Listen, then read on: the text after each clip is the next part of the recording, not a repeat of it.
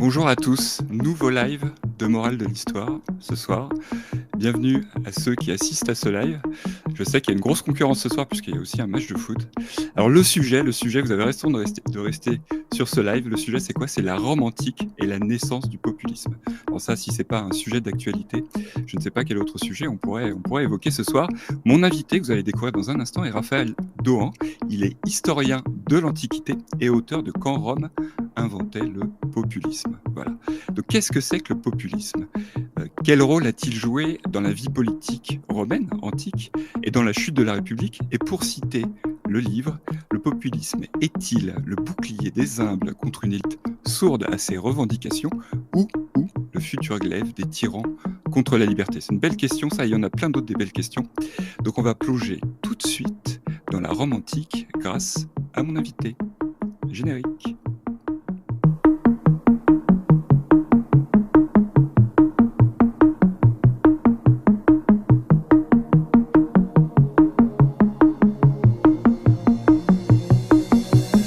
Bonjour Raphaël, vous allez bien? Bonjour et merci pour votre invitation, ça va très bien. Bah, écoutez, ravi de vous avoir aujourd'hui, sur ce live de Morale de l'Histoire. Vous sacrifiez peut-être voilà, une soirée foot. Donc, vraiment merci pour ça.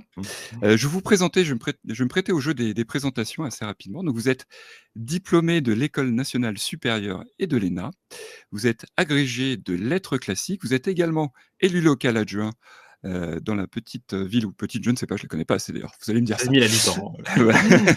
Dans la belle ville, en tout cas du PEC, dans les Yvelines. Vous êtes historien de l'Antiquité, mais vous connaissez très bien le présent et le futur parce que vous êtes aussi expert de l'IA avec le laboratoire Vestigia. Est-ce que j'ai oublié quelque chose, mon cher Raphaël?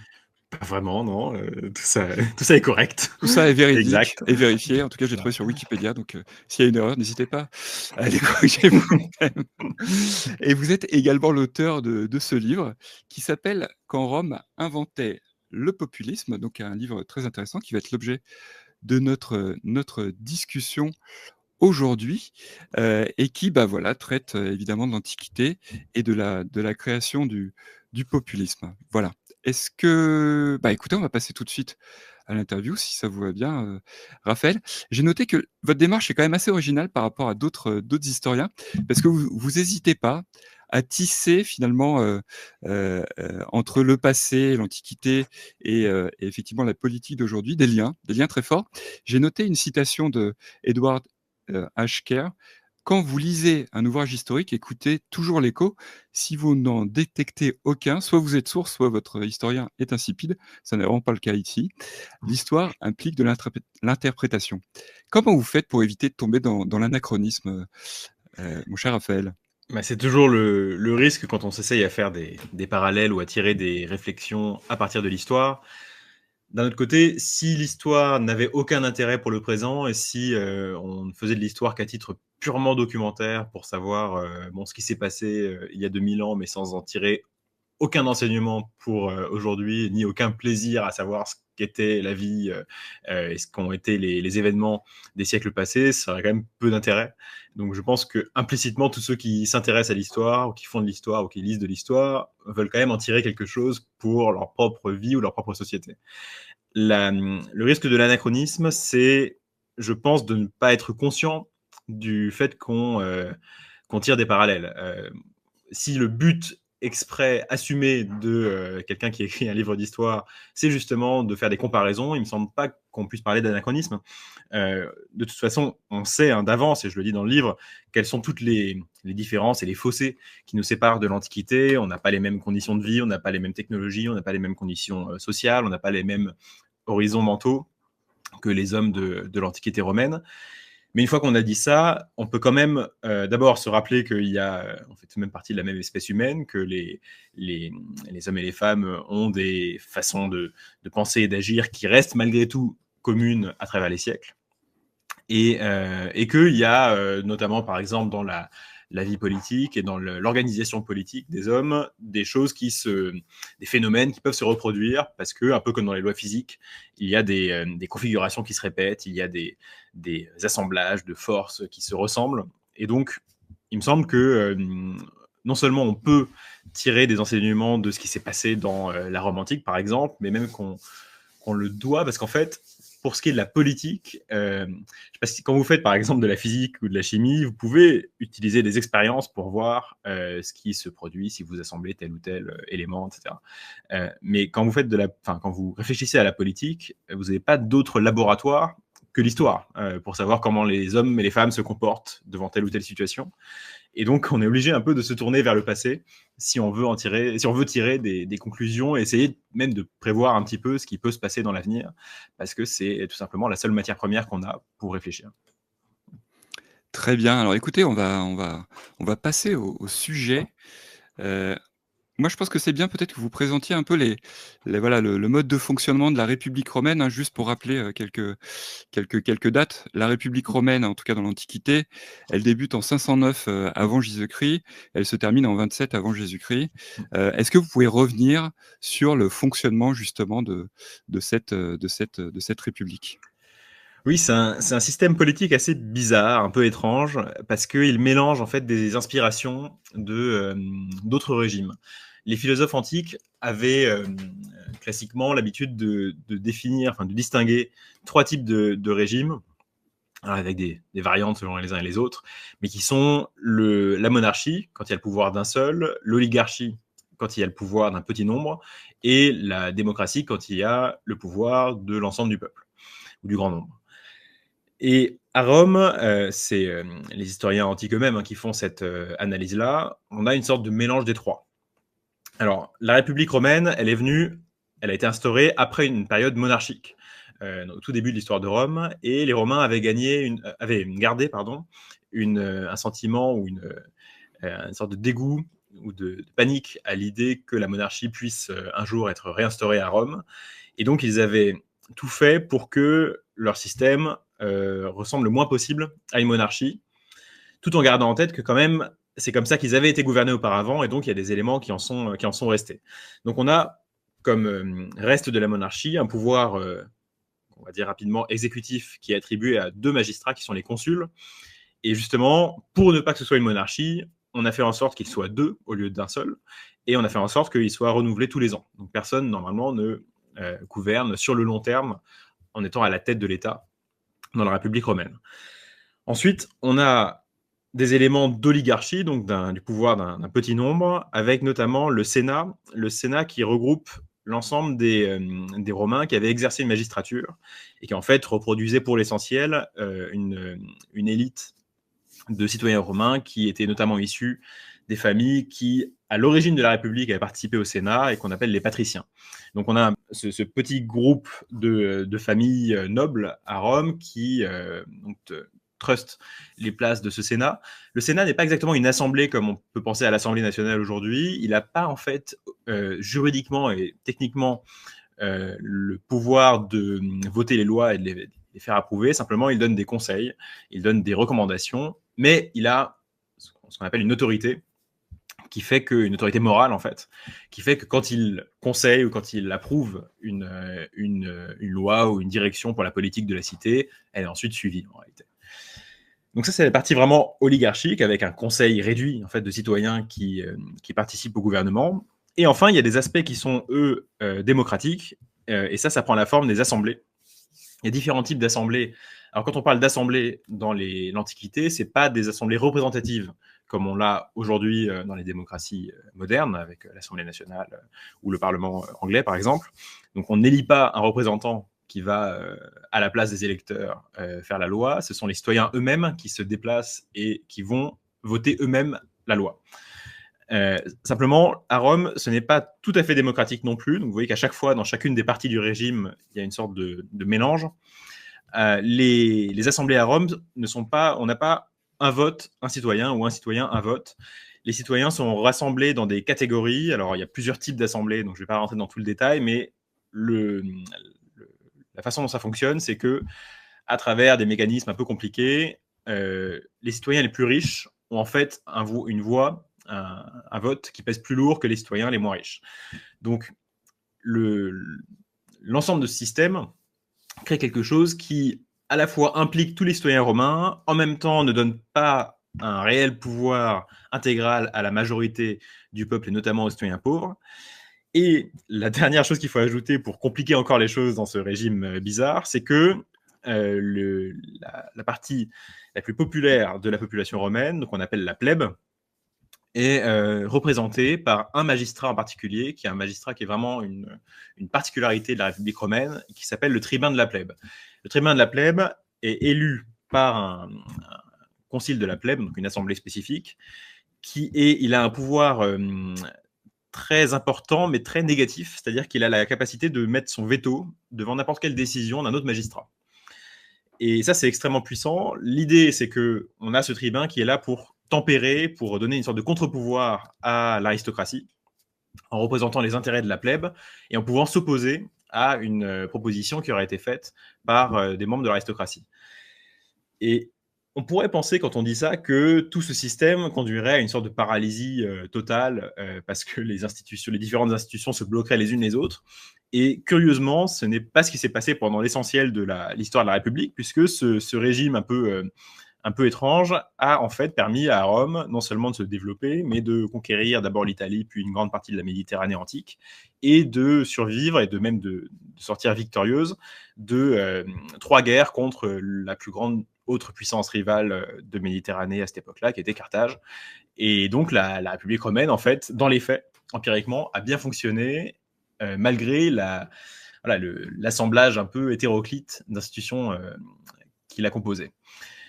Donc, au moment où on voit arriver ce qu'on va appeler les populistes et sur lesquels on reviendra tout à l'heure, donc à la fin du IIe siècle avant Jésus-Christ, ces institutions, elles ont le bénéfice d'avoir non seulement de l'ancienneté, ça fait plusieurs siècles qu'elles sont en action et qu'elles sont pratiquées.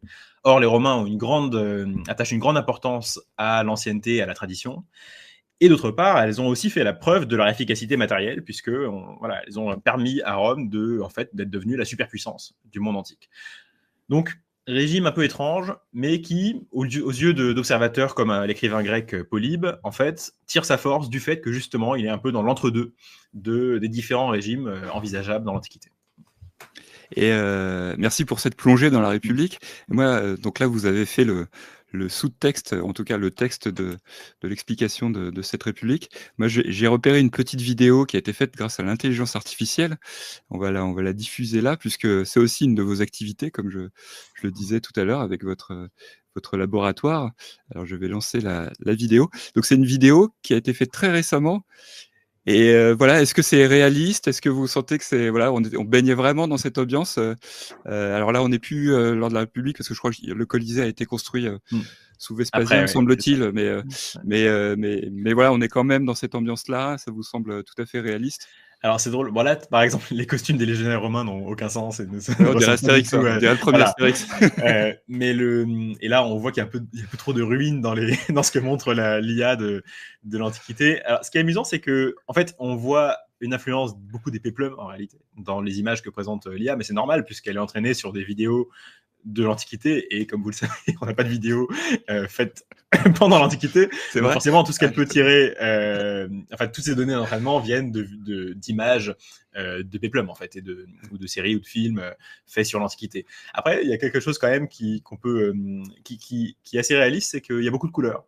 Et là, le temple, par exemple, est peint. On voit les gens qui sont habillés avec des couleurs assez vives. Et donc, ça, c'est quelque chose qui devait effectivement qui nous aurait frappé si on remontait le temps et qu'on pouvait voir les rues de Rome, c'est qu'il y avait de la couleur partout. Et ça, c'est assez bien vu, même si c'est moins le cas là dans les images qui passent à l'instant. Mais je trouve ça amusant. Et puis, il y a des côtés parfois même film du début du cinéma. Donc, on a l'impression de voir non seulement une plongée dans l'Antiquité, mais aussi une plongée dans l'Antiquité du cinéma lui-même. Donc, c'est assez émouvant, finalement. Voilà, je mettrai le lien dans la description si vous voulez voir cette vidéo. Il y avait vraiment des bateaux dans le Colisée comme ça ou... C'est arrivé quelques fois, oui, qu'on puisse noyer, en fait, faire de l'eau, mettre de l'eau dans l'enceinte de l'amphithéâtre et pour faire des nomachis, donc des combats, des batailles navales. Mais le Colisée, je crois, l'a fait que seulement quelques fois, peut-être une fois, il faudrait que je vérifie. C'était quand même des événements assez exceptionnels. Ouais, sacrée piscine en tout cas. Oui. On va passer aux origines du populisme, si ça vous va bien. Voilà, finalement, le populisme, donc c'est l'objet de votre livre, quand Rome inventait le populisme, je le montre à la caméra. D'où ça vient finalement le populisme? Déjà, comment vous le définiriez finalement, le populisme? Parce que c'est un mot assez large finalement. Oui, c'est une grande question et c'est un terme qui en plus est utilisé avec beaucoup de connotations, alors souvent péjoratives, parfois positives, donc c'est pas toujours évident de savoir exactement ce que ça signifie. Je pense dans un sens assez simple, qui est que le populisme, c'est un mouvement politique qui consiste à vouloir ou prétendre vouloir défendre les intérêts du peuple, au nom du peuple, contre une supposée élite qui posséderait le pouvoir et qui l'exercerait aux dépens des intérêts du peuple. Donc il faut le distinguer de plusieurs choses. D'abord, je pense qu'il faut le distinguer de la démagogie. Alors, outre le fait que populisme, ça a une racine latine et que démagogie est un mot d'origine grecque, la démagogie, dans le sens le plus court, enfin, on l'utilise le plus couramment, c'est un comportement électoraliste, enfin, des hommes politiques qui simplement veulent dire ce que ce que leurs auditeurs veulent entendre. C'est de dire un jour une chose, le lendemain son contraire, parce qu'on se trouve devant deux auditoires différents, etc. C'est une sorte de duplicité ou de facilité en fait des hommes politiques qui souhaitent avoir la faveur de leur auditoire et se faire élire. Donc c'est quelque chose en fait très générique et on peut dire qu'il y a des démagogues dans tous les camps politiques en fait. Il y a toujours des gens qui sont prêts à mentir ou à s'arranger avec leur discours pour gagner quelques voix. Le populisme, c'est quelque chose qui est plus solide à mon sens, et ça recoupe peut-être pas une idéologie, mais en tout cas un mouvement plus de fond qui consiste à à penser la société comme un affrontement entre le peuple, des classes populaires et des élites, qui consiste à avoir une sorte de programme de défense des intérêts du peuple, à vouloir le mettre en œuvre par des moyens efficaces. Et ce n'est pas les populistes ne sont pas forcément des girouettes, contrairement aux démagogues, ils ne changent pas forcément de programme tous les 6 mois. Donc il y a alors, avec la précision que, bien sûr, les populistes, selon les époques, selon les endroits, n'ont pas toujours le même programme, ça va de soi. À Rome et aujourd'hui, évidemment, ils n'ont pas les mêmes propositions. Mais au sein d'un espace-temps donné, ils ont une forme de stabilité programmatique. Ils ont une constance qui fait que ce ne sont pas forcément des démagogues. Il peut y avoir des populistes démagogues, mais il peut aussi y avoir des antipopulistes démagogues. Donc, je pense qu'il faut bien distinguer les deux. Par ailleurs, une chose qui est importante aussi, c'est que les populistes ou le populisme, ce n'est pas simplement la démocratie, enfin, ce n'est pas la démocratie ou la participation du peuple aux affaires et à la conduite du pouvoir ou du gouvernement.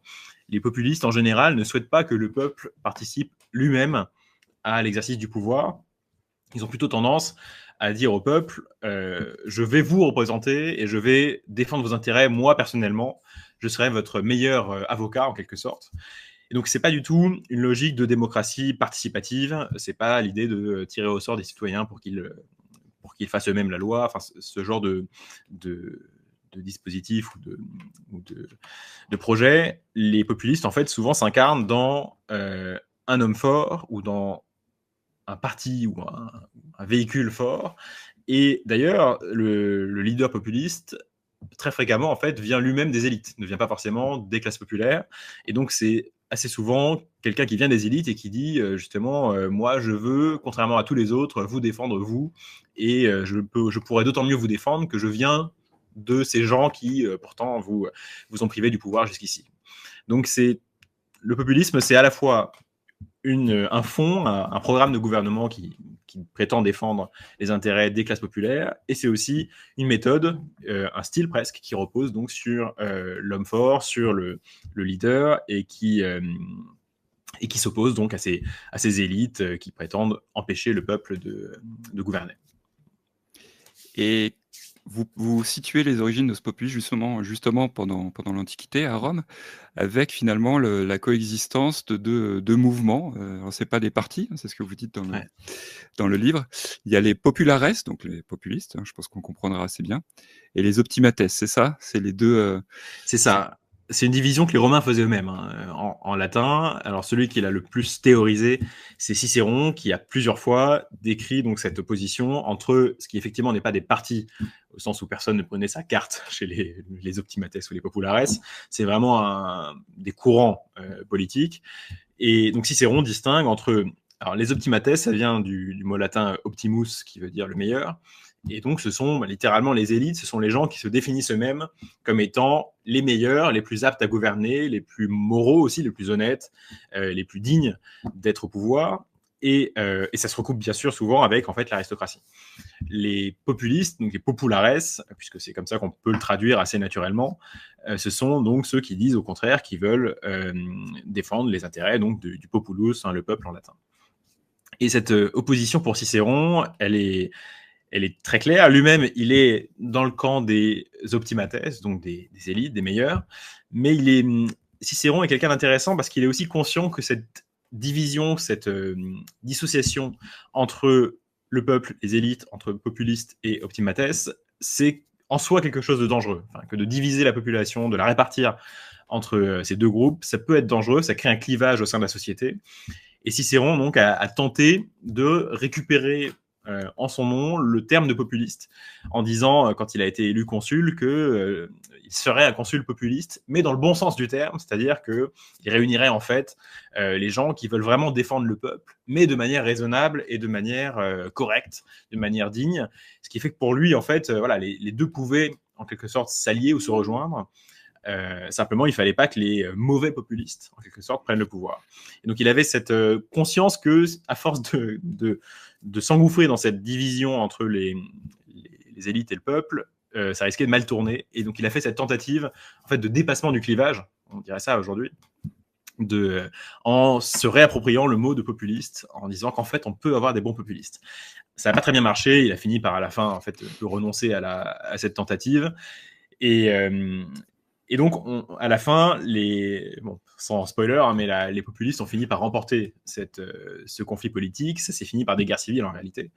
Et ça, c'est ce qui a, entre autres, mis fin à la République romaine. On pourra en parler tout à l'heure, mais ensuite, la naissance de ce qu'on appelle aujourd'hui l'Empire romain, le Principat, ça vient en fait de cet affrontement entre populistes et optimates.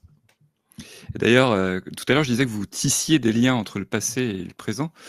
Donc Cicéron, qui est un peu le guide de l'Antiquité romaine, c'est qu'on a beaucoup de littérature qui vient de ces correspondances. C'est lui qui commente le plus, en fait, d'un point de vue théorique, l'actualité politique de ce moment. Voilà. Et donc Cicéron se dit populiste alors qu'il est plutôt optimates. Et c'est marrant parce que, alors je crois que c'est dans votre livre, Emmanuel Macron a fait exactement la même chose finalement. Hein. Oui, je cite dans le livre un discours qu'il avait fait à l'Assemblée des maires de France en 2018, où il disait, en fait, nous sommes les vrais populistes parce que nous sommes auprès du peuple tous les jours. Alors qu'évidemment, dans le commentaire politique habituel, on classe plutôt Emmanuel Macron dans le camp des anti-populistes. Et donc, il avait voulu lui aussi essayer de reprendre le terme, le concept dans son sens, en disant qu'au fond, il pouvait y avoir de bons populistes. Et certains avaient voulu le décrire comme ça parce que finalement, c'était quelqu'un qui venait au-delà du clivage de la gauche et de la droite et qui donc pouvait être interprété comme cassant, en quelque sorte, ou sortant du système habituel de l'alternance gauche-droite. Et donc, je pense que pour Emmanuel Macron, il y avait un écho dans sa propre trajectoire politique. Et ce qui est amusant, c'est que justement, Cicéron avait à d'autres points de comparaison avec Emmanuel Macron. Cicéron était ce qu'on appelait en latin un homo novus, c'est-à-dire un homme nouveau, parce qu'il n'avait pas d'ancêtre qui avait déjà été consul. Et c'était le premier de sa famille à devenir consul. Et donc c'était ce qu'on appelait les hommes nouveaux dans la politique romaine, donc des gens qui ne venaient pas de la noblesse et qui en fait y entraient pour la première fois. En accédant à la magistrature suprême. Et bien sûr, Emmanuel Macron a été considéré comme un homme nouveau en politique quand il a surgi dans le paysage. Et les deux venaient un peu de l'extérieur comme ça et ont essayé de dépasser ce clivage, tout en étant quand même plutôt du camp, disons, de la raison des gens qui sont attachés à la préservation du cadre de droit dont ils ont hérité. Et en s'opposant à des mouvements qu'ils considéraient comme étant radicaux, extrêmes ou dangereux pour la République. Si on reprend une certaine chronologie, on va essayer de se pencher un peu sur les grands personnages finalement de ce mouvement-là, enfin en tout cas des populares. Les premiers, en tout cas ceux qu'on aime à présenter comme les premiers, c'est les frères Gracq. Qui sont les premiers populistes qui ont eu le pouvoir. Eux-mêmes, ils étaient tribuns de la plèbe, si j'ai bien compris. C'est ça. Et finalement, ils ont essayé de faire des réformes agraires, de faire plein de choses, mais bon, ils se sont plantés tous les deux et puis ils l'ont payé de leur vie, quoi, en Mmh. gros. Comment enfin, est-ce que vous pouvez revenir sur cet épisode et puis peut-être expliquer cet échec des frères Gracq? Oui, donc effectivement, ce sont les 2 premiers qu'on peut vraiment identifier comme, assimilés aux populares par les Romains. Alors, comme je disais tout à l'heure, d'abord, ce sont des gens qui viennent des élites, qui sont issus d'une famille, de la haute aristocratie romaine, la famille Cornelia. Et Plutarque nous dit, donc un historien, grec beaucoup plus tardif, nous dit que l'aîné des 2 frères, Tiberius, avait eu l'idée d'une nouvelle politique, donc de celle qui allait en fait devenir la politique des populares, en voyageant à travers l'Italie et en voyant un problème social, en fait, qu'on qualifierait de problème social aujourd'hui, qui était que dans les champs, sur toutes les terres qu'il voyait en voyageant, les terres étaient cultivées par des esclaves et pas par des citoyens romains. Et effectivement, c'était un des problèmes qui avait causé l'accroissement du territoire romain après les conquêtes des siècles précédents. Rome était devenue une superpuissance méditerranéenne et à force de conquérir des territoires, elle avait aussi gagné un nombre extraordinaire d'esclaves qui étaient revenus en Italie et qui avaient été achetés par de grands propriétaires terriens. Et en fait, ces grands propriétaires faisaient travailler les terres par des esclaves parce que c'était plus pratique et moins cher que de les faire travailler, soit par des ouvriers agricoles citoyens romains, soit même d'avoir des citoyens romains qui avaient eux-mêmes leur propre petit lopin de terre. Le double avantage des esclaves, c'était qu'ils étaient évidemment moins chers, en tout cas a priori moins chers, mais aussi parce qu'ils n'étaient pas appelés au service militaire, contrairement aux citoyens romains, et donc n'étaient pas des travailleurs intermittents en fait. Et ça, c'était assez important bien sûr pour des propriétaires terriens. Et donc, il y avait eu une sorte de concentration de la propriété agricole entre les mains d'un petit nombre de citoyens très riches, et donc un désœuvrement de beaucoup d'autres citoyens qui avaient participé aux guerres de conquête de la République, mais qui n'en avaient pas tiré grand-chose, et qui se retrouvaient en fait à la fois sans le sou et sans terre, alors qu'ils avaient en fait, ils étaient censés être les citoyens de la ville qui avait conquis quasiment le monde connu. Et donc, Tiberius Gracchus, voyant ça, conçoit un programme de redistribution des terres en fait, voilà, une idée un peu de révolution sociale en disant on va repartager les gains des conquêtes en attribuant des lopins de terre à des citoyens méritants, en quelque sorte, hein, aux citoyens qui en étaient dépourvus. Et pour ça, il fallait faire une commission de redécoupage en fait, du cadastre et de l'ensemble des terres. Alors le problème, bien sûr, c'est que ça impliquait de rogner sur la propriété d'autres citoyens et donc en fait de porter atteinte aux droits de propriété. Et ça, les conservateurs y étaient extrêmement hostiles pour les raisons qu'on imagine. Et donc, à partir de là, il s'est construit une première opposition entre donc les soutiens de Tiberius Gracchus, donc ces premiers populares, et les opposants conservateurs avec des arguments à la fois juridiques, politiques et moraux, entre guillemets, qui allait dans un sens et dans l'autre. Et Tiberius Gracchus se fait élire tribun de la plèbe et il use de ses prérogatives de manière, disons, innovante, en tout cas en fait de manière que certains ont jugé à l'époque comme étant illégale. Et c'est là où on voit le problème de ces institutions où en fait tout pouvait rentrer en collision l'une avec l'autre. Et il se sert notamment à un moment de son pouvoir de tribun de la plèbe pour mettre son veto face à l'autre tribun de la plèbe, puisqu'il y en avait deux, qui lui était un opposant, et donc il court-circuite, entre guillemets, la façon habituelle de fonctionner de la République romaine. Et là, on voit donc le deuxième volet, entre guillemets, du programme des populistes qui se met en place. Donc il y a le volet, disons, social et économique, avec les terres, et la question de la distribution agraire. Et le problème, la partie, disons, institutionnelle du programme, qui est de donner plus de pouvoir aux institutions qui représentent la plèbe, par opposition à celles qui représentent la noblesse ou les patriciens. Et l'envenimement de la situation conduit à de la violence, et à la fin en fait, tout ça dure sur une année, en 133 avant Jésus-Christ, et à la fin de cette année, le tribun Tiberius Gracchus se fait en fait assassiner par ses opposants. Et c'est la fin de cette première expérience, cette première tentative populiste à Rome. C'est son frère qui reprend le flambeau, son petit frère qui reprend le flambeau 10 ans après, et il essaie d'aller encore plus fort, encore plus vite, et le même scénario se reproduit à peu près. Mais ça laisse une empreinte décisive, d'abord parce que c'est la première fois que aussi clairement, il y avait eu des cas auparavant, hein, mais là c'est très assumé, que des hommes politiques donc se revendiquent de cette opposition et de ce que je qualifie de programme, et qu'ils emploient donc des solutions juridiques nouvelles, quasi inconstitutionnelles en fait, mais même s'il n'y a pas de constitution à Rome, mais c'est en tout cas qui rompent avec la tradition, c'est ça qui compte, pour essayer de faire advenir ce programme-là en s'appuyant sur la popularité et sur le soutien d'une grande partie du peuple. Alors tout ça, ça reste embryonnaire à la fin du IIe siècle avant Jésus-Christ, et le sort funeste des deux frères, si on ajoute à ça le fait qu'ils viennent en plus d'une famille très respectable et qu'eux-mêmes avaient des mœurs respectables, c'est important à Rome, fait qu'ils ont quand même gagné une aura et une figure de modèle, en fait, d'exemple pour d'autres hommes politiques par la suite, au 1er siècle avant Jésus-Christ. Donc, il reste comme la figure un peu tutélaire de la politique romaine et du camp des populares pour la suite pour les décennies suivantes.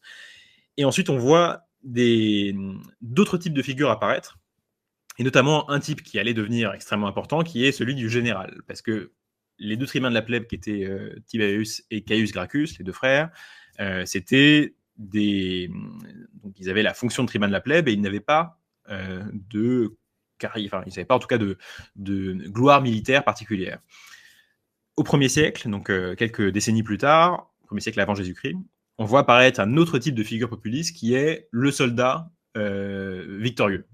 Et celui qui incarne le mieux ça, c'est l'oncle de Jules César, qui s'appelle Marius, et qui est quelqu'un qui n'est pas d'origine, contrairement au Gracques, qui n'est pas d'origine très brillante, mais qui a fait des campagnes contre notamment des Germains, puis ensuite en Afrique, et qui en fait remporte des victoires et devient populaire par le biais de son action militaire.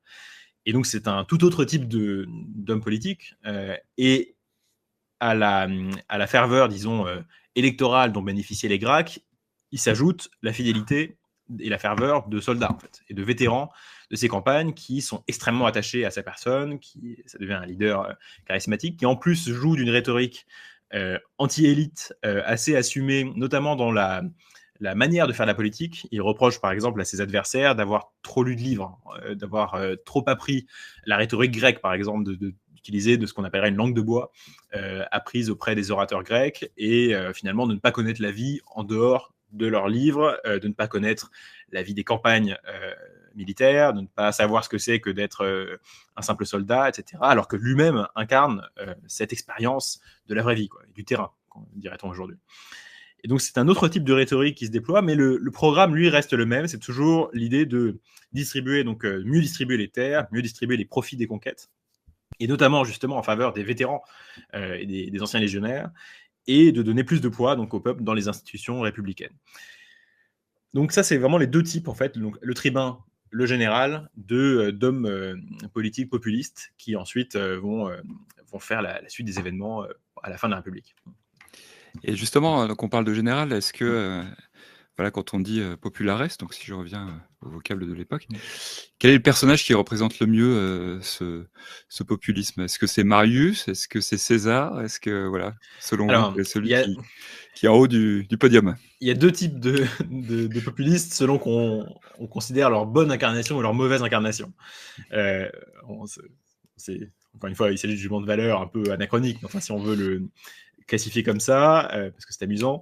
Le type du mauvais populiste, entre guillemets, ce serait quelqu'un qui s'appelle Claudius, alors qui est un personnage amusant.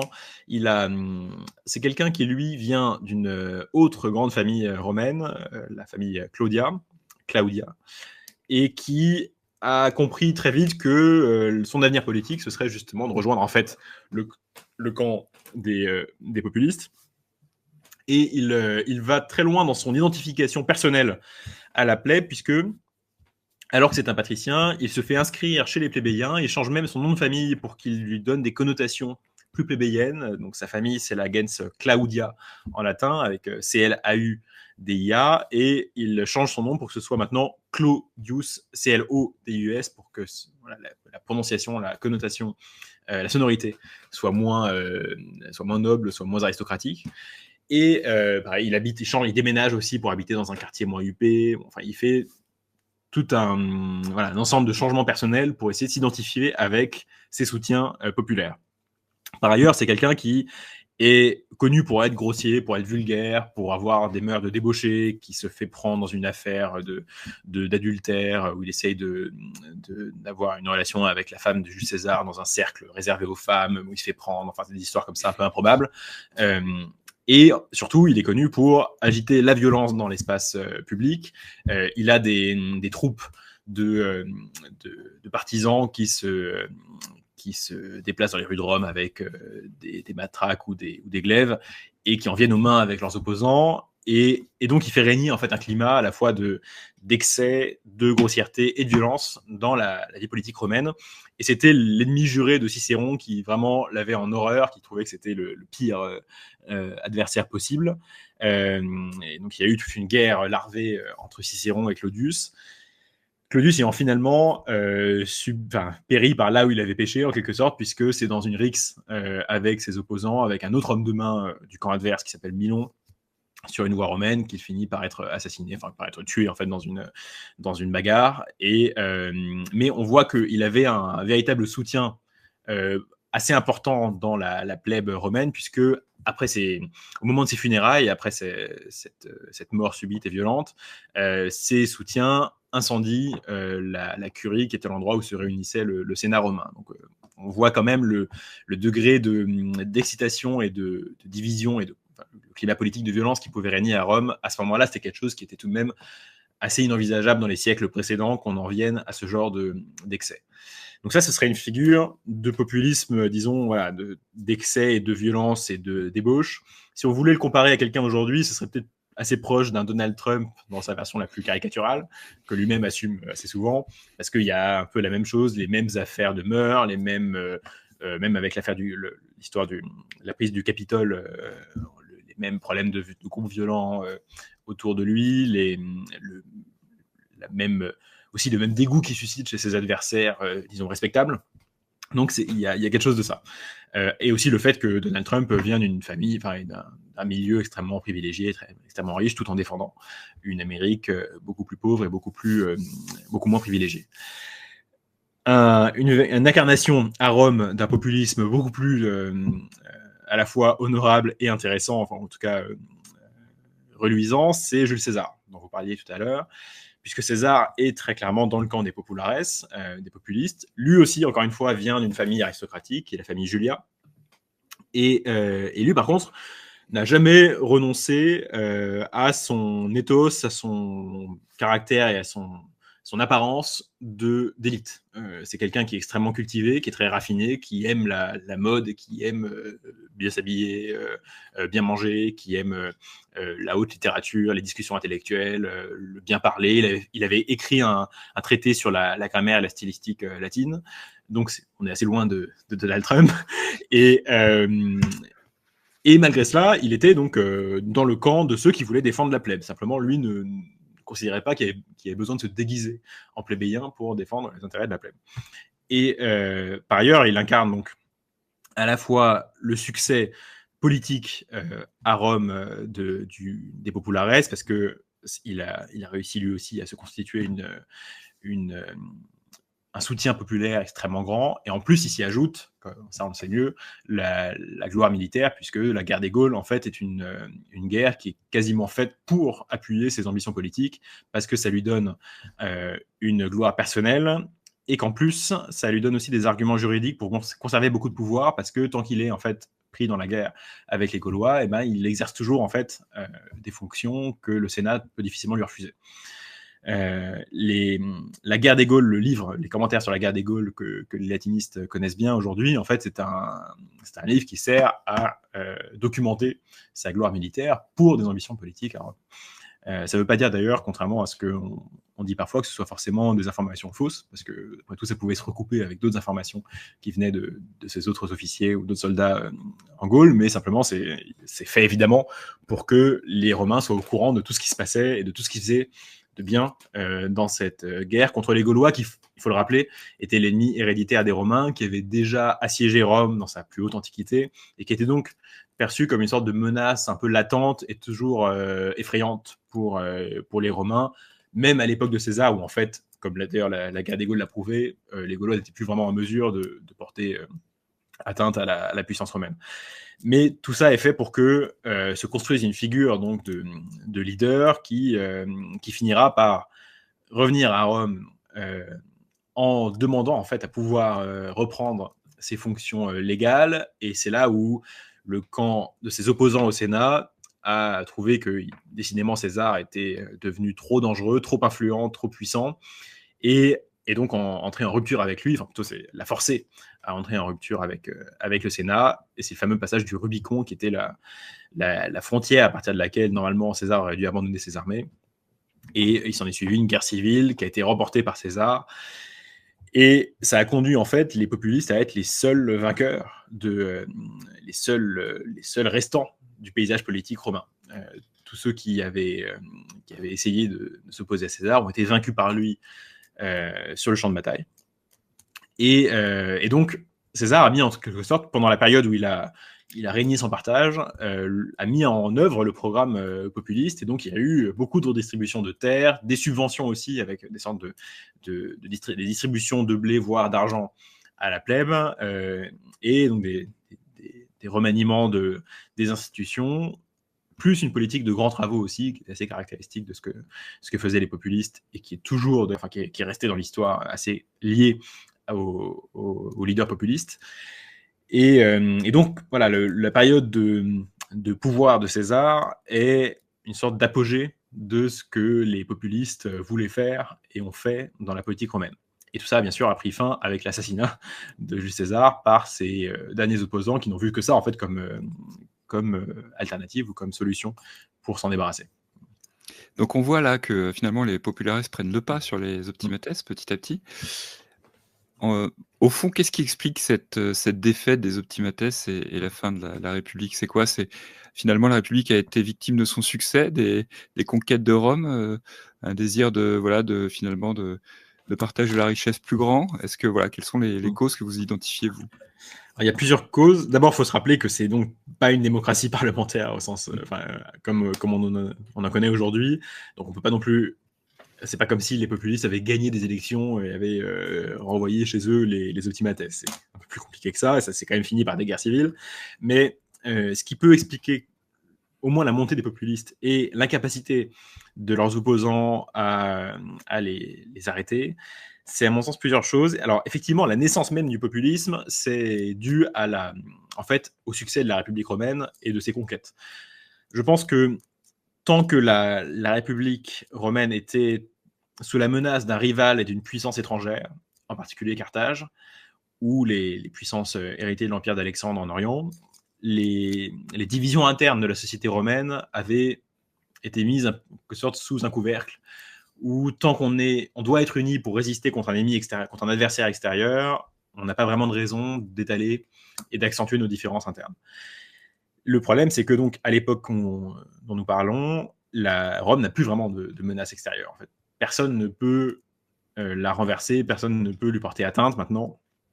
Et donc, dans ces conditions, tout de suite, on commence à se regarder soi-même et à se dire, bon, en fait, il y a des choses qu'on pourrait améliorer, des choses qu'on pourrait... où on se rend compte qu'il y a des inégalités, on se rend compte qu'il y a des choses à changer dans le fonctionnement interne de la République. Et donc, ça crée un sentiment un besoin de changement.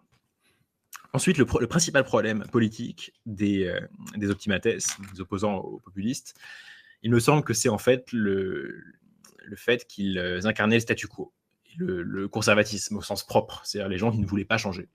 Les populistes, les populares, on sait ce qu'ils voulaient faire. Ils voulaient donc redistribuer les terres, ils voulaient donner plus de poids aux institutions plébéiennes. Et ça, c'est un programme qui pouvait éventuellement être contesté avec des arguments plus ou moins bons, mais avait quelque chose avait une charge positive, quoi. Il y avait quelque chose qu'ils voulaient faire. Alors qu'en face, le seul programme, si on peut parler ainsi, des optimates, c'était de s'opposer à ce que demandaient les populistes. C'est de s'opposer aux desiderata des hommes politiques populistes et à leur accession au pouvoir. Et donc, c'était vraiment le camp de ceux qui ne veulent rien changer. Et ça, en fait, c'est extrêmement difficile à défendre politiquement, Alors, ils peuvent s'appuyer sur certaines valeurs ou certains principes de droit, notamment le droit de propriété ou sur la tradition, le mos maiorum, qui veut dire la coutume des ancêtres, pour les Romains, qui était une référence de laquelle il était difficile de s'éloigner. Et ça peut durer qu'un temps, en fait, parce que c'est difficile de se contenter de dire il ne faut rien changer. Dans un système politique où les débats étaient malgré tout ouverts, où on n'avait pas du tout les mêmes systèmes d'information qu'aujourd'hui, mais où il y avait en fait beaucoup de débats politiques sur le forum, dans les cercles privés, dans les discussions et les assemblées. Donc, je pense que c'est cette absence en fait de propositions positives qui a fait que les optimates n'ont pas pu résister à la pression des populistes. Et il y avait malgré tout trop de démocratie en fait dans la République pour que pour mettre sous un couvercle plus lourd les revendications des populistes. Donc, je ne sais pas très bien ce qu'ils auraient pu faire en fait pour empêcher les populistes de prendre le pouvoir et ensuite d'introduire en fait le système du Principat, qui lui laissait beaucoup moins de place au débat public. Mais aujourd'hui, je pense qu'on a un peu le même problème, c'est-à-dire que, et là d'ailleurs la situation actuelle de la France après la dissolution de l'Assemblée nationale est assez, a des similitudes, puisque de la même manière, là, on a un parti qui a un programme que certains, qu'on peut contester ou pas, mais qui au moins propose des choses qui sont identifiables, alors qu'en face, il y a beaucoup de partis qui mettent l'essentiel de leur message sur l'idée qu'il faut juste empêcher l'autre parti de gagner, quoi. Et ça je pense que ça ne pourra pas marcher très longtemps. Il faudra qu'il y ait forcément quelque chose de plus positif à proposer que le barrage, quoi, que le non, ou que l'obstacle à un parti. Donc, en quelque sorte, ce qui manquait aux optimates, c'était une forme d'imagination, quoi, d'avoir quelque chose d'autre à proposer que le statu quo. Mais ça, c'est quelque chose qu'on peut retrouver ailleurs dans l'histoire, hein. Je pense que, par exemple, Louis XVI, au tout début de la Révolution, quand il convoque les États généraux, le fait parce qu'il ne sait pas quoi faire pour régler la crise financière de l'Ancien Régime, et littéralement dit aux États généraux, je n'ai aucune idée, je n'ai pas de proposition, trouvez-moi une solution, en quelque sorte. Et l'absence totale en fait de programme, d'idées, d'imagination pour résoudre les problèmes, forcément ne peut mener ensuite qu'à la défaite du camp qui est dans la capacité de proposer quoi que ce soit, en fait. Et dans le cas de la Révolution, bien sûr, les membres des États généraux ont tout de suite eu des forces de proposition positives. D'abord institutionnelles, en créant l'Assemblée nationale, et puis ensuite avec tout ce qu'on a connu dans la Révolution. Donc, il y a toujours ce risque, en fait, pour un pouvoir qui est un peu à bout de souffle, de stagner, de rester en boucle sur la conservation de l'état actuel, ou éventuellement d'essayer de s'en sortir en proposant des innovations, mais dont on sent bien qu'elles ne sont pas très convaincantes ni substantielles. Je pense à quand le général de Gaulle est arrivé au pouvoir en 1958, il y avait derrière son arrivée au pouvoir un vrai message avec des actions à mener, notamment sur la guerre d'Algérie et les institutions et la Cinquième République. Et à la fin, en 1969, quand il fait son référendum et qu'il part, on sent aussi qu'il n'y a plus grand-chose en fait à proposer, que la réforme sur la participation qu'il propose, personne n'arrive très bien à définir de quoi il s'agit. Et donc il y a cet essoufflement qui est la menace du statu quo en quelque sorte, qui ne convenait en plus pas à quelqu'un qui était un homme d'action comme le général de Gaulle. Donc je pense que le principal problème des optimates, c'est que le système de la République ancienne et la tradition républicaine fonctionnaient dans un environnement où la République devait être un moteur en quelque sorte de conquête et de rivalité internationale, mais qu'ensuite elle avait en fait peu à proposer à ces problématiques internes et aux inégalités sociales en fait au sein de la société romaine.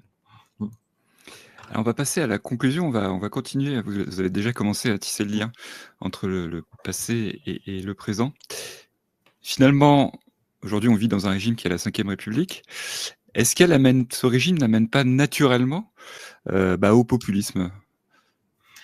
Je ne dirais pas que ça amène naturellement, parce que le populisme vient aussi du fait que les populistes peuvent dire à leurs électeurs, mais en tout cas à leurs soutiens, que justement il n'y a pas encore assez de démocratie ou pas assez de représentation de ces soutiens, des gens du peuple, des classes populaires. C'est-à-dire que pour qu'il y ait du populisme, il faut qu'il y ait suffisamment de démocratie pour que les populistes puissent se faire entendre et puissent engendrer un mouvement de soutien. Sinon, ils pourraient être censurés ou pourraient être interdits ou directement exécutés par leurs opposants. Et en même temps, il faut qu'il y ait pas non plus trop de démocratie, parce que sinon, ils peuvent pas dire et ils peuvent pas être entendus quand ils disent que le peuple se fait voler son pouvoir ou se fait mal représenter par les élites en place. Donc, moi, je suis absolument convaincu que plus on a un régime démocratique, en fait, moins il y a de chances ou de risque qu'un parti populiste ou qu'un mouvement populiste prenne de l'ampleur et finisse par accéder au pouvoir. Je trouve que la Suisse est un assez bon exemple de ça, puisque la démocratie semi-directe qu'est la Suisse, avec l'usage du référendum fréquent, permet en fait de crever des abcès ou de dégonfler des questions qui pourraient susciter le sentiment chez beaucoup d'électeurs qu'en fait on ne se préoccupe pas de leurs problèmes et qu'on ne les représente pas par le biais de leurs représentants habituels. Le référendum, comme il donne directement la parole aux citoyens, en fait, ne laisse pas beaucoup de place à des hommes politiques populistes, parce que le populiste, justement, a besoin qu'il puisse dire on ne vous représente pas bien, moi, je suis celui qui va porter vos intérêts, qui va vous défendre dans les sphères du pouvoir et à la tête de l'État. Si jamais les lois importantes sont adoptées directement par les citoyens eux-mêmes, sans l'intermédiaire des représentants, il n'y a pas vraiment d'accroche pour la rhétorique populiste. Et d'ailleurs, la démocratie athénienne, qui est une démocratie directe, puisque les lois sont votées directement par les citoyens rassemblés en assemblée, n'a pas connu de mouvement équivalent au populisme. Il y a des gens qui ont été appelés des démagogues, mais les démagogues, c'est simplement des moments très passagers, enfin des gens dans un moment très passager qui essayent de convaincre l'assemblée en parlant devant eux d'une proposition facile. Mais ça ne peut pas donner lieu à un mouvement qui s'ancre comme ça dans le paysage politique et qui finit par renverser le régime lui-même. Donc, à mon sens, ce qui peut susciter du populisme, c'est plutôt en fait les obstacles à la représentation directe des citoyens. Et donc, moi, je suis assez favorable à ce qu'on évolue vers un système plus référendaire. En réalité. Je pense que ce serait en fait un moyen de dégonfler le populisme de l'intérieur ou en amont, si on peut dire.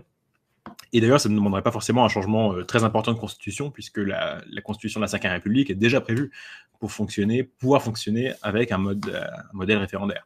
Simplement, on ne l'utilise plus beaucoup aujourd'hui, mais le général de Gaulle avait entendu d'ailleurs que ce soit utilisé beaucoup plus fréquemment, l'article 11 de la Constitution et le référendum, qu'il ne l'est aujourd'hui.